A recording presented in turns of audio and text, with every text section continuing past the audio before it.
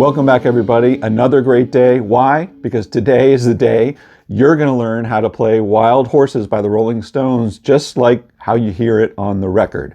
We're going to talk about the three key guitar parts that go on through this song. One is an acoustic 6-string, which is Nashville tuned.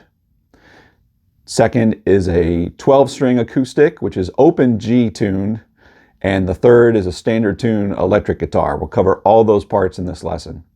Hey, if you haven't already, I really appreciate it if you jump down and click subscribe and ring the bell. It lets you know every time I drop new content, which I do every single week. All of my videos have jump links in them down in the description and in the red bar that lets you jump right to the part of the lesson that you want to see. And you can bypass some of my yapping.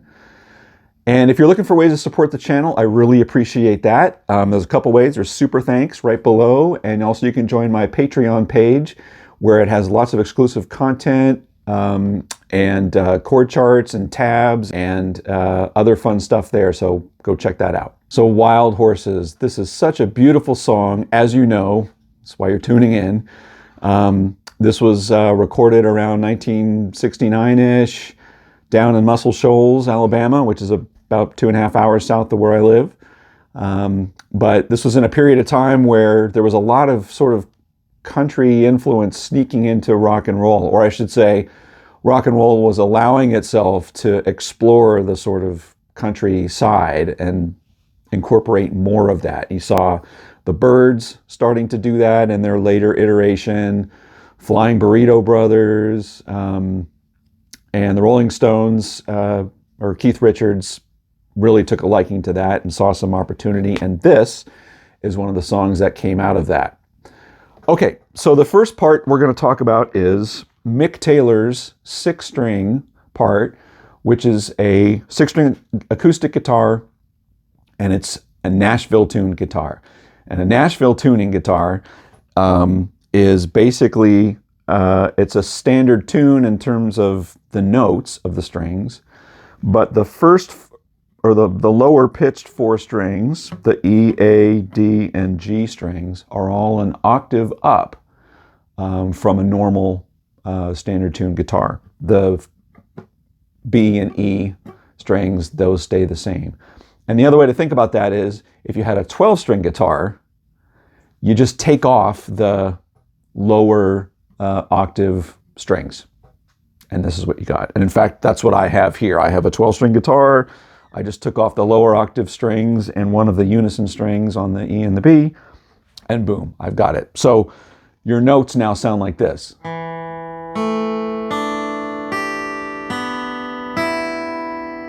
And it's sort of unique because normally on a standard tuned guitar, every string that you pluck, it goes to a higher sort of pitch on the next one. And that's true for the first 4. And then it drops back down between the G and the B string. So it creates these interesting sounding chords, you know, because you get that high G string in there. And of course, your G, which is the opening chord for Wild Horses. So this song is in the key of G. And Mick Taylor's part, again, very slow and easy overall, very pretty parts. And what he's doing is a division, sort of a split between chords and harmonics. So what we'll do is I'll take you through the intro and the first 2 verses, because I think that outlines all the chord parts and the harmonic things that he's doing. Okay, so it opens up with a G. And it's an upstroke to start.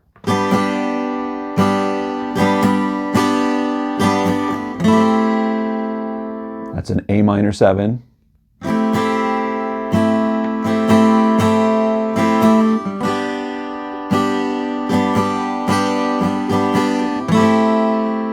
And he closes the last part of the intro with this great little lick there. So that is basically just outlining a C major, a part of a C major chord. Like there's your C. right? So it goes up and then back down. One more time.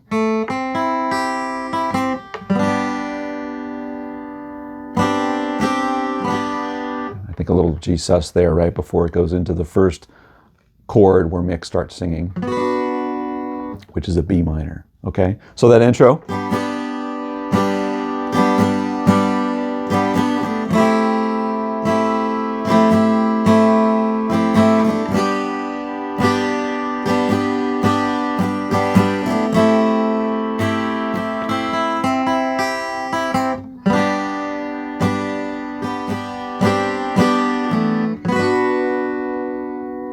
And you're into your B minor.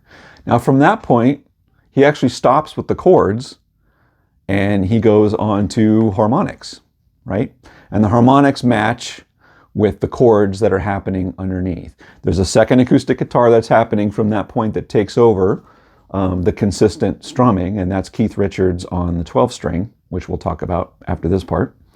So he's complementing that with these little harmonics that play over the top of it, right? So B minor, you start with your B minor chord, and then you're a G harmonic at the 12, D, G, D. Now the next chord is a B minor, and he hits the B harmonic at 12.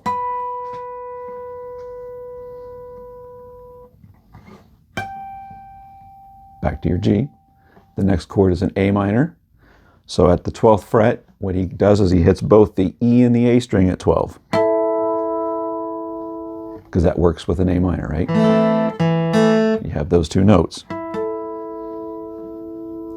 And then he breaks away from the harmonics, and he just does chords, C, D, G.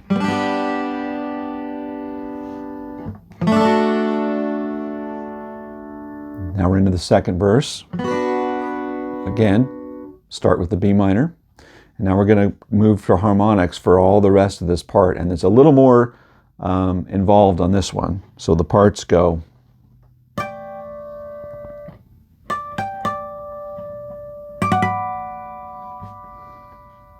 back to G. And those are D and G I'm clicking there. Same thing with your A minor. Then here's something that's a little different. He grabs, right? So A minor. Lets that ring underneath it. The C is playing at that part. That's happening underneath. Then after that, you hear this beautiful piece. Just beautiful. Sounds like bells.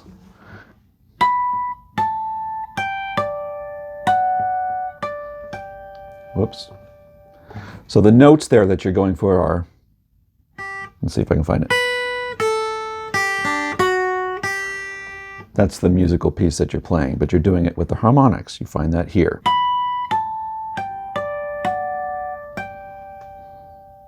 And then it closes out with,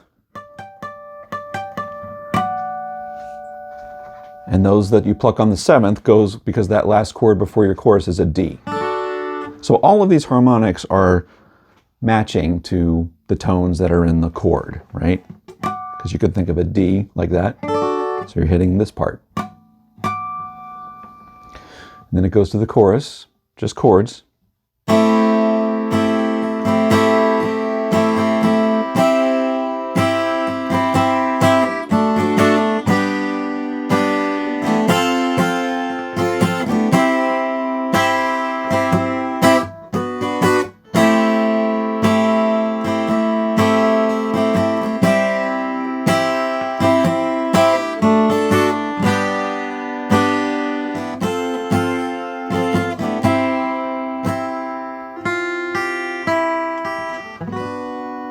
I think he closes out that little part there with a C sus. So I'm not going to go note perfect on all this. The important part is here's the sort of shapes and the places that he's playing these riffs. And then you can take it and mimic and embellish off of those. So then it goes back into another round of verse, and it does the same thing where he interplays between chords and a lot of harmonics. So that's what's happening there. So the next part that happens that he's doing is during the guitar solo. And the guitar solo is very simple. It's a C, taking it from a C to an F, back to a C again, right? And what's unique about the acoustic part that's underneath is during the verses, I think this guitar in some ways takes a back seat to the 12-string guitar. That one is more driving throughout the whole thing. And you saw that this one is doing a lot of harmonics that color. Beautiful, but they color. And it's sort of interplay with piano that you hear too. It's mimicking some of the things that the piano is doing. But during the guitar solo, this is the guitar that takes over most of the power and the strumming, and Keith sort of backs out a little bit. So going into the solo, it's coming out of a chorus.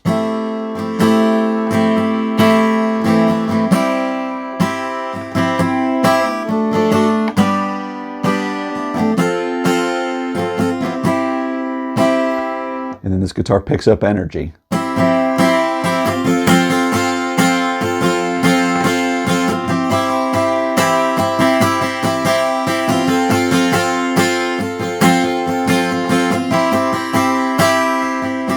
D, G. One little flourish. A little G sus there that closes that out.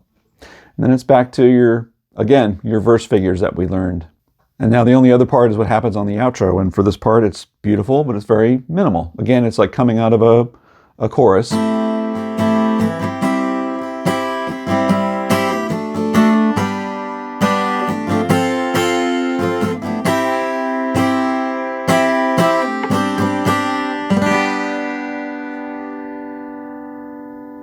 So you just move from that C to your G sus.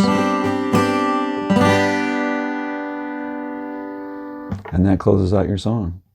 Okay, so with that, let's look at what Keith Richards' 12-string part is doing. Okay, so let's look at Keith Richards' part. And this is probably, it's all fun to play, but this part is really fun to play, I think. He plays on a 12-string, and it's open G tuning, you know. Keith sort of ruled the open G universe for once he started on it and throughout the 70s until now. But really a cool sound when you tune a 12-string to that, right? So, you know, the open G tuning is bringing your D string down from E to D, bringing your A string down from A to G, and your number one string, E string, from E to D. So it gives you an open G chord when you strum it straight across. So the chord shapes are going to be a little different with this tuning, and you'll see them over my shoulder as we go along. And what I'm going to do is I'm going to take us through the intro, the sort of verse parts that he goes through, chorus, what happens during the guitar solo, and the outro, right? So he comes in, you know, you're hearing the first guitar, as we learned, was Mick Taylor's, you know, Nashville tune, right? So Keith comes in with an A minor chord, and this is the A minor shape, and he's going to start off with the chord, and then he's going to do a little riff with it, right? So here's the chord.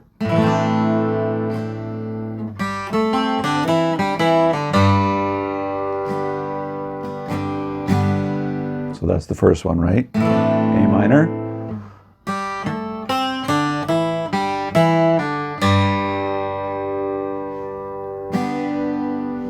Do a little G sus. So very easy with the open G tuning, you're just adding a finger.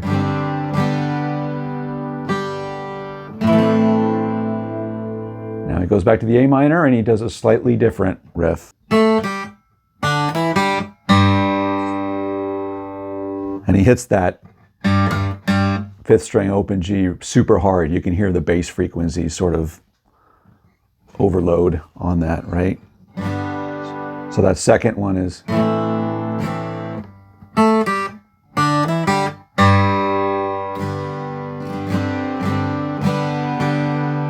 And then we're ready to go into our verses. So the first chord is in your verse, you remember, is a B minor. So here's how you're fingering the B minor in this tuning, right? Leave that string open there. And then you do this little climb.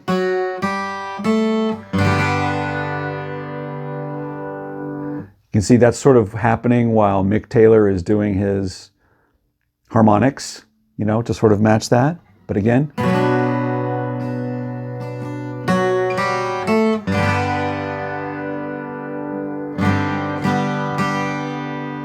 So that's the first part.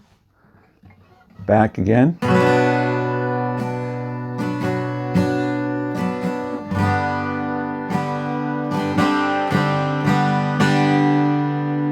So you're playing around with that little G sus. It happens all the time throughout this song.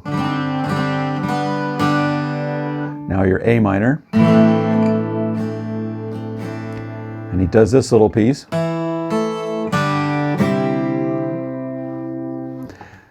Because this is in open G, you'll hear a lot of that quick strike of the open, just completely open.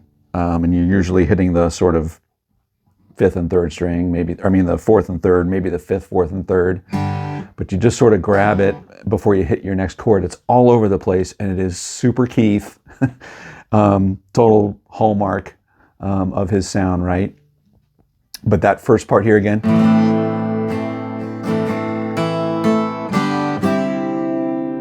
And fifth fret is your C,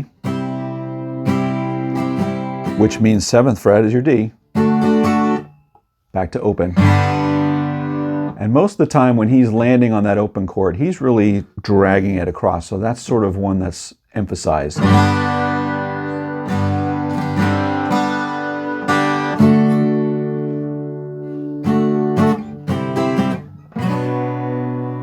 So D, C, B minor. Right? So let's run through the verse section one time.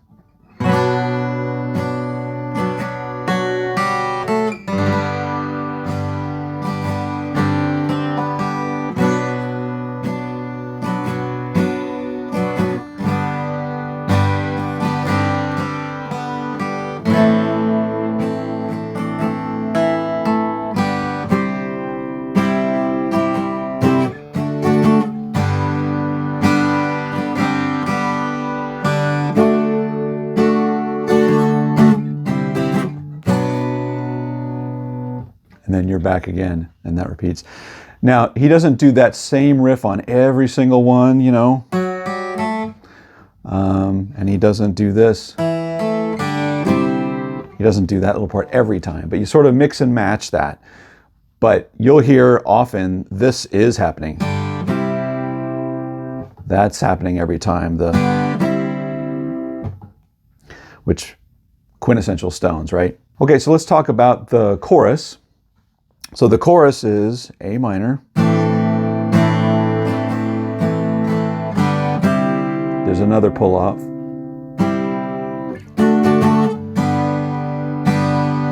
F. So there's your F chord, right? Right on that, right up there at the fifth fret, which is like 9 gazillion Rolling Stones songs right there, right? So one more time.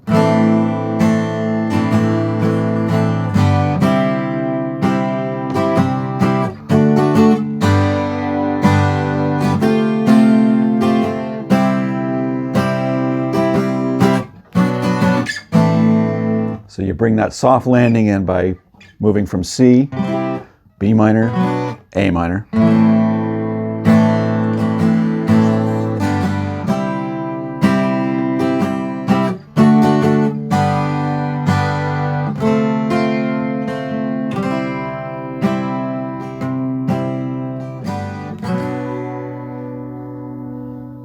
Then you're back into your verses. Beautiful, just beautiful. And the interplay between this guitar and Mick Taylor's, just fascinating. Okay, so what's next is the middle part. during the guitar solo. So that comes out of a chorus.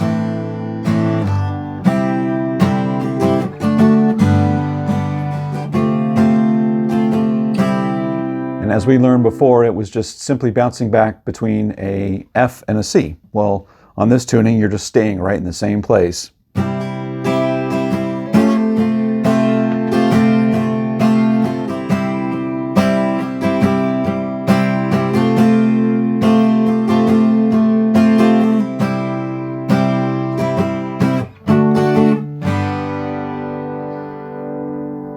And the strumming pattern, I may not have that exactly right, but the strumming pattern is less strong and it's less frequent than the strumming pattern we did on the Nashville tune guitar. So whereas, you know, he was strumming, Mick Taylor's part is strumming it, not in this tuning, but he was strumming it. Right, he was all over that, and that's more prominent. Keith's is very more laid back.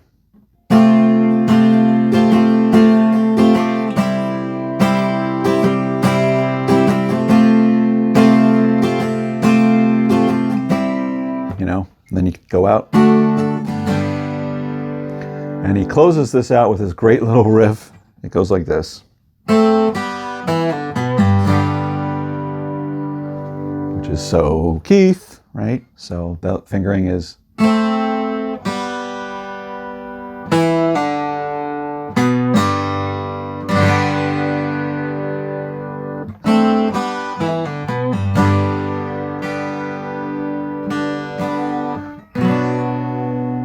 Back into your verses again. Just beautiful, right? Beautiful.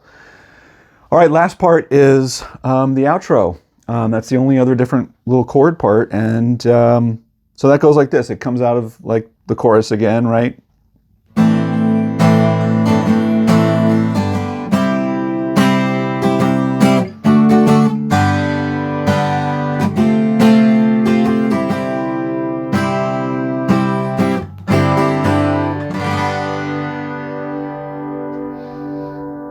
Which is such a beautiful little piece. So that's just straight across on the 5th fret, the first 3 strings.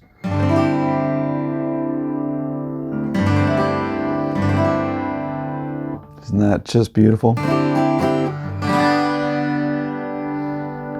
So the last thing I'll say about this is, you know, we're tuned in open G. I don't know that he ever hits that 6th string. I mean, I know that he used, you know, 5 strings, or in this case, maybe 10. Maybe he didn't even have the E string on. And famously on the 6-string guitars, when he tunes to open G, he doesn't even have that string on there, which, like, I get. But if you're not going to go through all that trouble, be sure to tune this last string down to D, just in case you hit it when you're playing those chords. It'll still work, right? But mostly when you're listening to the record and he's playing, I don't think he even touches that string.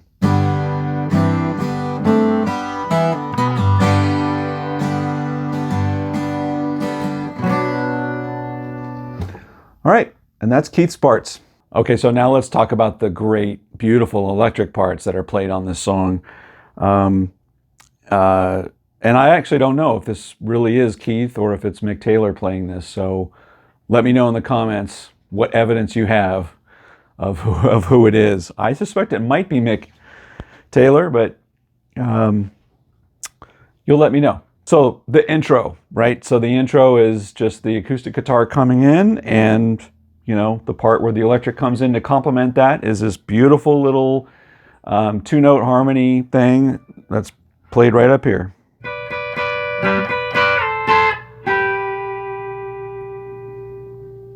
Yep, the acoustic's doing that,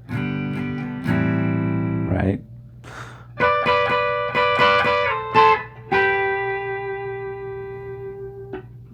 So that's all there is to the intro. You may have already figured that one out, right?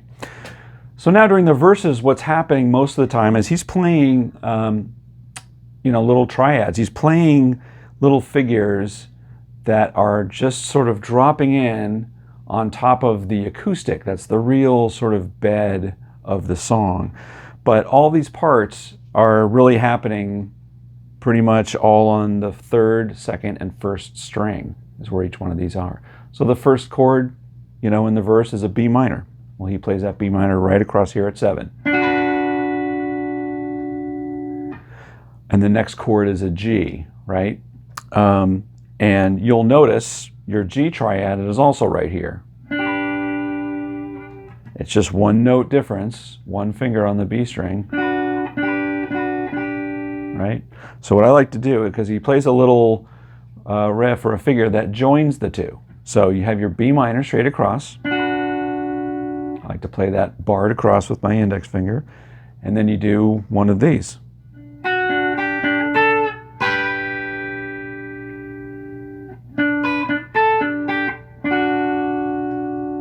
Right? Now you can do, or you can bounce back, or do a combo.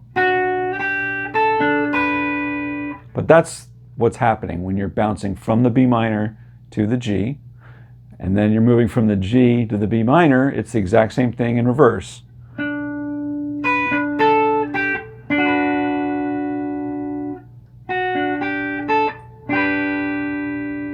Back down. So that's the riff that's happening. And so you get the idea. I'm not going to go like on the first time he did, and the second time he did. I'm not going to do that, but you can see where these riffs are in between that join the two, and that's the important part. So B minor, G. Next chord is an A minor, right there. C. And then he breaks from this pattern, and he goes down. The next part of the verse is a D to a G, but he comes right back down to the 2nd fret, your regular D chord, and you do a little arpeggio that sounds. So you're just dragging across from your D. And it you hit the B string, maybe you don't. Or maybe you do something like that. It's not the same every time. So just let's go through those one more time. B minor, climb up to your G, back down to B minor, back up again,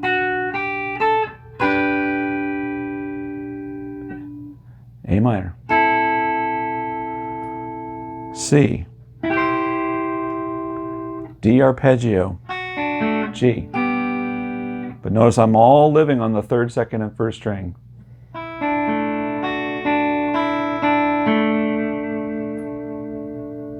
That second time he holds that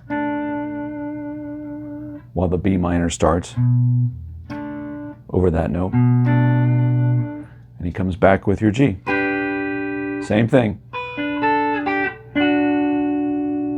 Back up to G. Then there's a little ghost note he hits before he hits the A minor.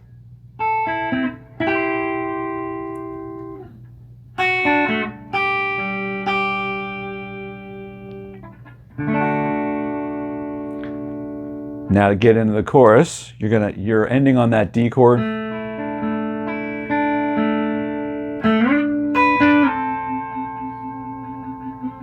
So I want to talk about this riff that's landing in different places here. So sort of a basic, I don't know if it's a country riff or I don't know where it came from. It's all over in sort of country rock and blues rock. But if you take, let's stay in G. So if you take a G, and again, I'm living on the 3rd, I'm just working on the 3rd string and the 1st string. But let's take a G chord, part of a G chord. That's your part of a G chord on the when you're making that sort of G, right? So you can climb up,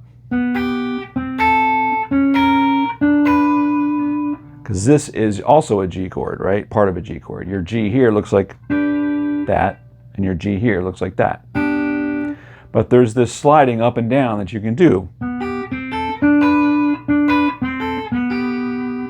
And you hear it all over the time, and all over the place in a million songs, right?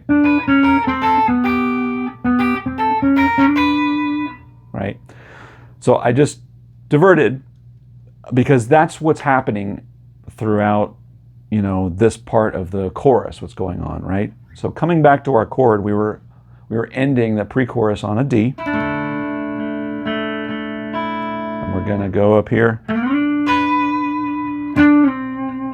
Now the first chord is an A minor, right? So this figure, it also works in the case of a minor, right? If you were doing that climb up and down with the minor, it's because that's a part of an A minor. That's an A minor there. That's an A minor there. So all he did there was sneak in, starting from that D chord, the second part of that country feel, right? Because your first note of or first chord of your chorus is an A minor. And then there's a little bit, the next chord that's happening is a C. And he doesn't really play a strong C there. He does one of these every once in a while. He'll just part of a C chord here. Sometimes he'll do it, sometimes he won't. And then you're landing on a G, and here he does the full country riff. Right? So we did the first part to get you to the A minor, and then the whole thing for the G. So I just wanted to take you through that just to show sort of the, you know, the how those are knit together and why they work, right? It's already sort of a country sounding riff, but it was brilliant how it was just brought in there, and it's not overpowering, it just fits it perfectly.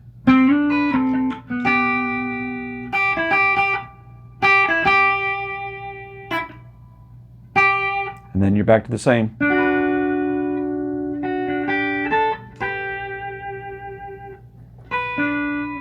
Right, so, and we'll go through the whole thing again. So the next part that's sort of new and different is the guitar solo.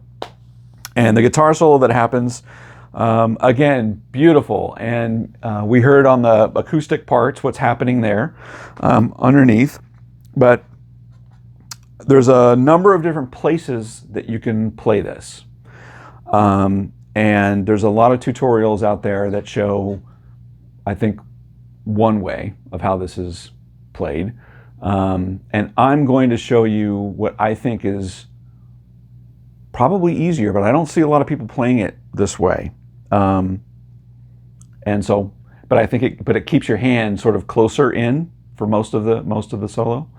And I think it'll work nicely. So, all right, so here we go. So, so coming into the guitar solo, it's coming out of a chorus.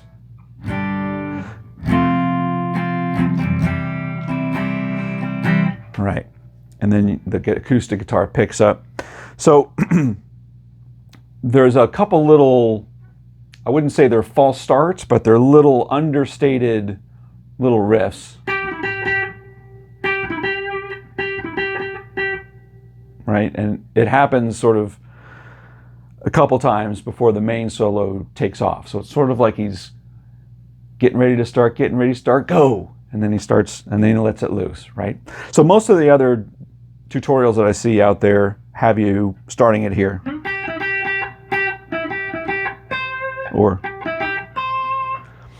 and I'm just saying, you know, let's just start it up here.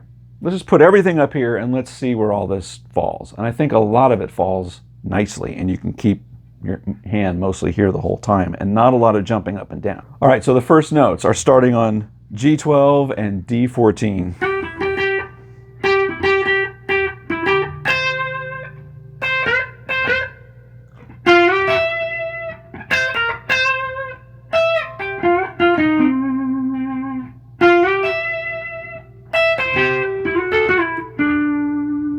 Okay, I didn't mean to go through all of that at speed. I'll slow it down. Right, so the first little part picking up is,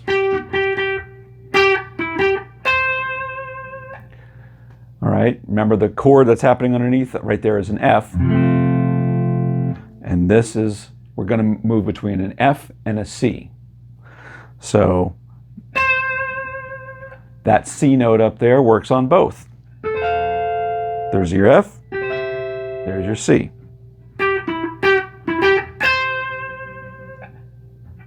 Now we're going to do our little rock thing. So, see, I mean, your fingers are right there. Here's your C note, and you're going to bend up twice.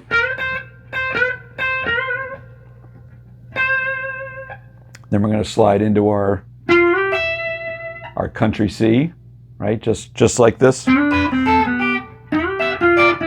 There's a C.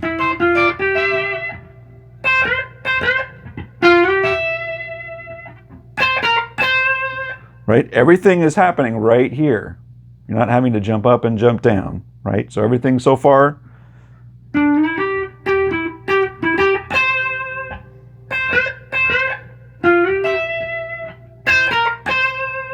All right, now here's the part that the other tutorials I don't think get, but you're going to get it here. If you listen really closely, what you obviously hear is this. Like you hear that, but if you listen real close, you can also hear right before that. Hear those three notes, and it could be there, but I think it's here. Right, but it's very soft. It's like he's tentatively doing that, and then he hits that really hard. Right. So that part again. If you played it all up here, it would be a little tougher. That isn't all that tough because you're just making a little, it's all right there. But the bend, you'd have to, you could do it.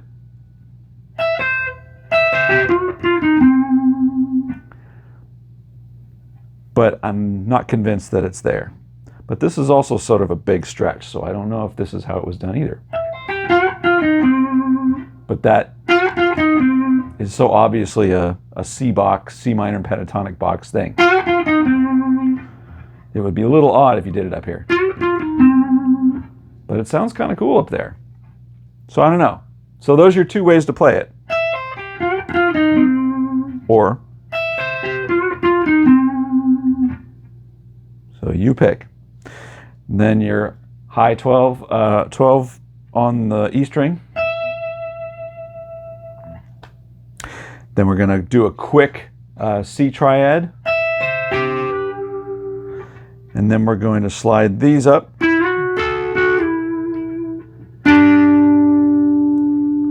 And in with your D note, maybe a G on there too.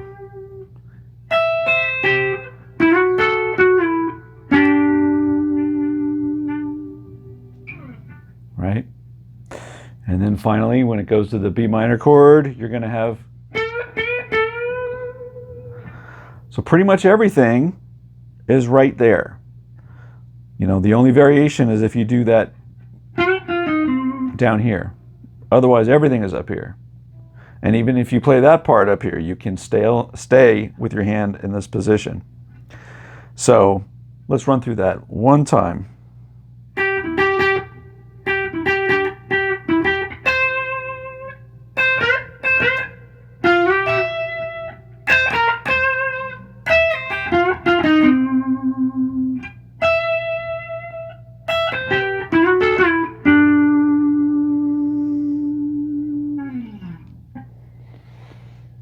And that's the main electric parts. All right, well that's Wild Horses by the Rolling Stones. Such a fantastic song. Lots of little things in there I never knew were in there when I really listened to that closely. So did you learn something new? Because I did. If you haven't done so already and you like what you heard, jump down and click subscribe and ring the bell. I'll let you know when I drop content, which I do every single week. Let me know in the comments what you think of this and if there's another song you want me to do. And until next week, take care everybody.